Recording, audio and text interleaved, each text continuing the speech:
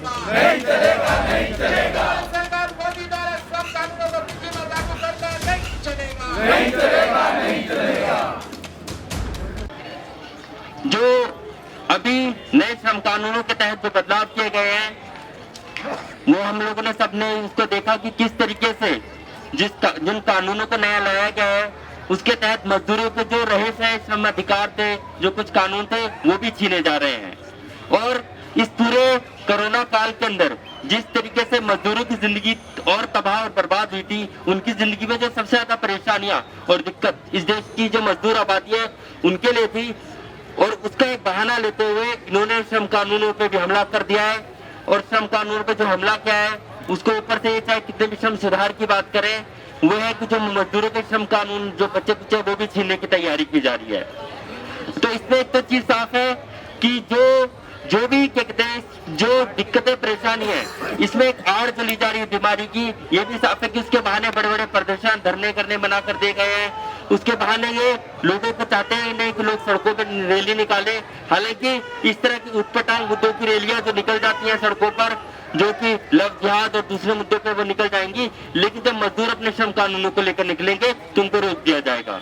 तो जो हमले बढ़ रहे हैं ये बात भी सही है, जैसे साथी ने भी रखी कि आने वाला समय और कठिन होने वाला है, और मजदूरों पे जो ये हमले हैं ये लगातार जिस तरह से बढ़ रहे हैं, और मोदी सरकार इस समय नंगे रूप में, बिल्कुल एकदम नंगे रूप में पूंजीपतियों के आगे पलक पावड़े बिछा के बैठी हुई है। और साफ दिखता है कि आने ये बिल्कुल एकदम से ऐसे जा रहे कि मजदूरों को एकदम जकड़ के और उनसे एकदम से बस बुरी तरह काम कराने के लिए पूरी तैयारी कर रहे हैं।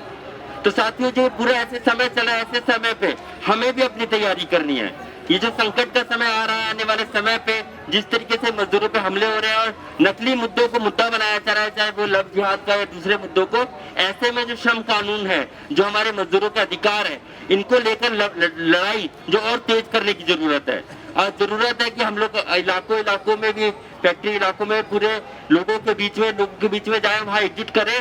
और ये साफ एक चीज हो चुकी है कि श्रम कानूनों पे हमले हुए हैं, वो श्रम कानून पे जैसे हमले, आपको भी पता है कि जो कानून बदले हैं कि भाई 300 करके 300 से जहाँ कम मजदूर होंगे वहाँ पे कोई श्रम कानून लागू नहीं करेगा। उस कंपनी में कभी भी निकाला जा सकता है, उस कंपनी में के अंदर कोई भी कानून लागू नहीं होगा। इसी तरीके से कहते हैं जो दूसरी और चीजें की गई है कि भाई अगर क्या कहते हैं आपको हड़ताल के लिए भी नोटिस देना पड़ेगा 60 दिन पहले, तो 60 दिन पहले का नोटिस होगा, अचानक हड़ताल भी नहीं कर सकते हैं। तो इस तरह के जो पूरा कानून का बन गया, और ये कर दिया यूनियन के अंदर इतनी भाई उसकी कम से कम इतनी वो सदस्यता होनी चाहिए,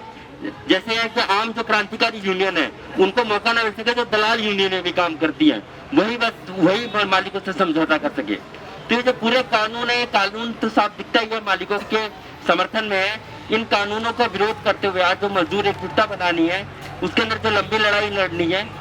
उसमें साथियों एक चीज और साफ हो रही है कि आज जो श्रम कानूनों में बदलाव हुए, इन श्रम कानूनों के बदलाव के खिलाफ जो एक व्यापक रूप से